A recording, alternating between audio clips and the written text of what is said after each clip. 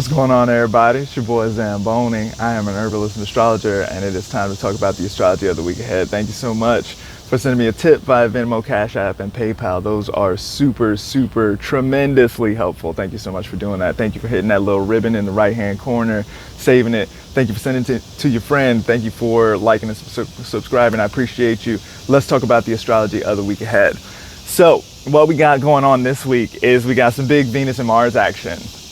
So Venus is in Scorpio. Venus was moved into Scorpio at the end of the last week.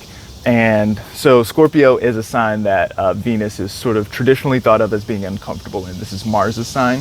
And so the Mars things are going to be more important here. Mars likes things that are, you know, Mars is kind of like war making sometimes, or action oriented, or Scorpio can be thought of as fixed water, and so is like consistently rushing, as in the way of pipes or something like that. One time recently we had a Venus in Scorpio, we had a Venus retrograde in Scorpio, and somebody brought up plumbing and you know, like the sort of like waste product and that sort of thing, right?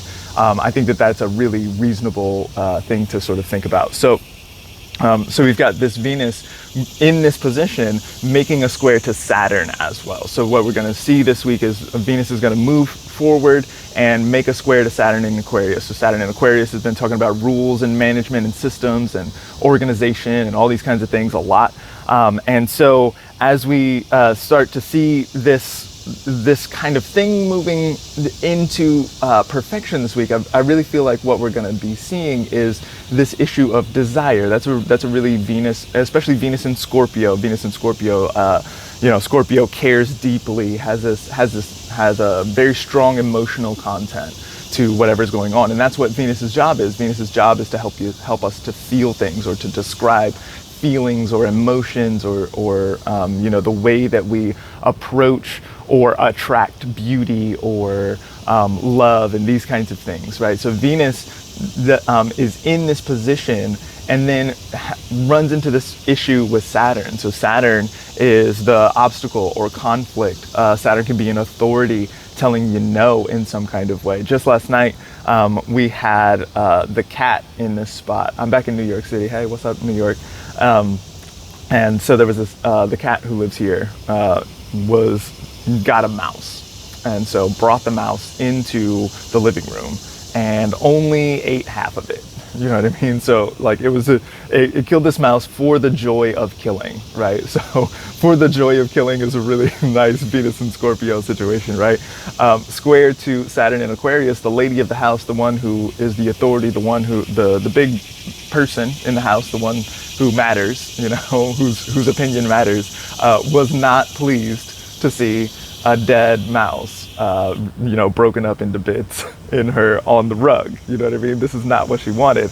And so so what she did was she forbade that the cat would go outside any further. She was like, look, I'm not doing this again. I'm not cleaning up another mouse tonight. Like, you got to stay inside now. So what she did is she imposed some limitations and boundaries on the sort of morbid desire that the cat had. And I think that this is a really good example that we will probably see this kind of thing happening in potentially more consequential macro kind of ways throughout this week. That's going to be one of our major themes. Now, one of the reasons that this is going to be sort of like one of the major players this week is also because Mars, who rules Scorpio, is going to be moving into Libra this week.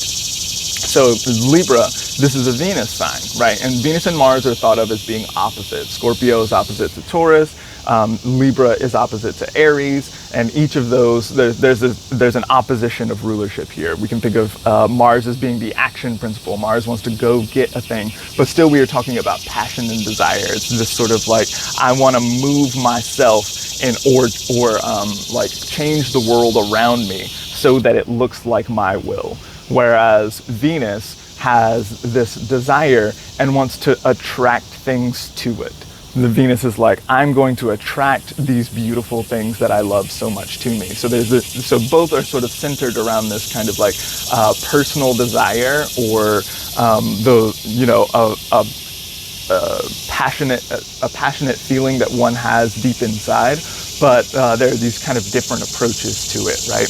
And so as Mars moves into Libra, then we're going to see Mars in this Venus sign at the same time that Venus is in the Mars sign, right? And so these signs are directly adjacent to each other, and so they can't see each other, but they are still in charge of one another. And so there's still going to be this kind of, it's almost like a mutual reception without the aspect. And so they can't see each other, but they're still, they're still in communication. They're still doing this, I like to think of Mars and Libra as being sort of like the general at the diplomatic party, right? And so he's got all his weapons, right? And everyone's like, what are you doing with these knives, man? We are trying to have a cocktail party right now, right? So Mars is like a little bit out of his element, right?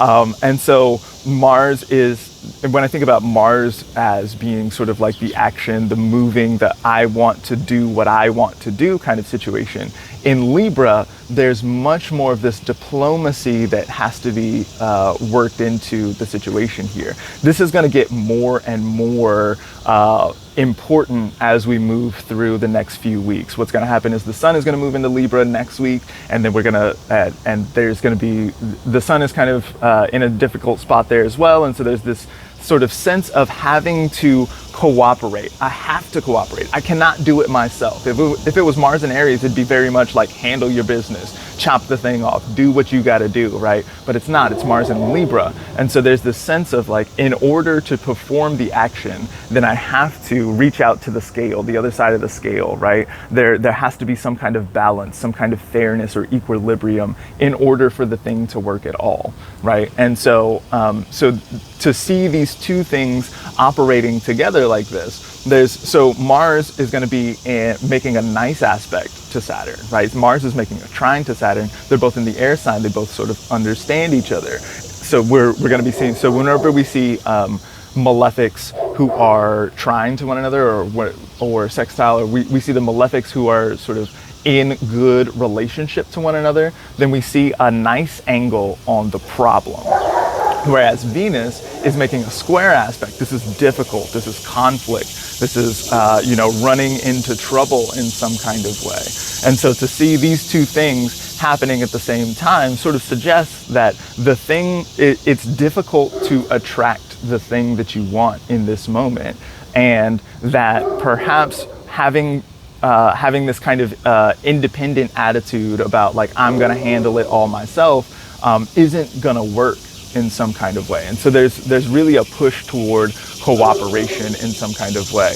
We can also think that perhaps like trying to like bull forward and just like handle it, or sort of like, being a stick in the mud in some kind of way. Like, I have my opinion and I think that it's right, and I don't care what others have to say about it. Like, this is a weak position right now. Usually when I think about Mars as being, the one who wants to do what I want to do, then, Mars is in a weak position in this moment. And so it's going to have to outsource. There's going to have to be some teamwork in order for it to work out in some kind of way. And so I really see this coming up in a big way.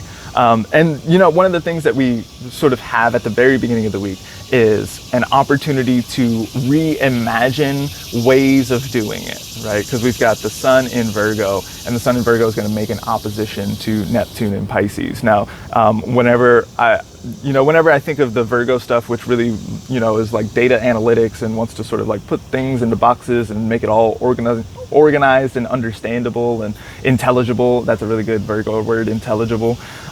Then that opposition to Neptune and Pisces is confounding. It's confusing. It's hard to understand what's going on. And it, like if you're trying to get everything into the little boxes, then Neptune's like, there are no boxes, right?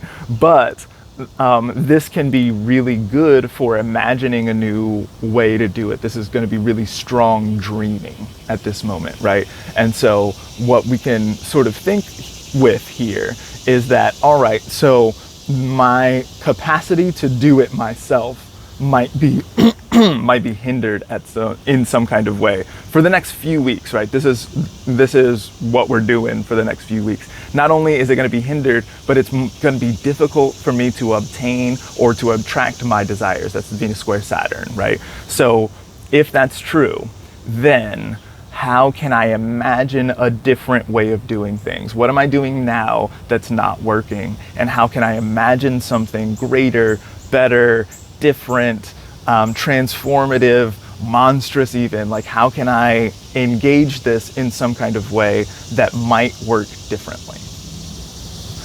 So that's what we're working with this week. There's, of course, much more going on. Be sure to pay attention to the dailies. Make sure and check me out on Patreon, where I talk about how to time your life in order to generate your very best living situation and dynamic. Thank you so much for sending me that tip. I always appreciate that. And thank you. You can always get a reading or something like this. Check me out, zambonifunk.com. I really look forward to, we've been having some good readings recently. It's been a good season. Thank you all for being willing to talk stuff out with me, and thank you for being willing to grow all of us together. Thank you so much for being in this community. I look forward to seeing y'all next week. Bye.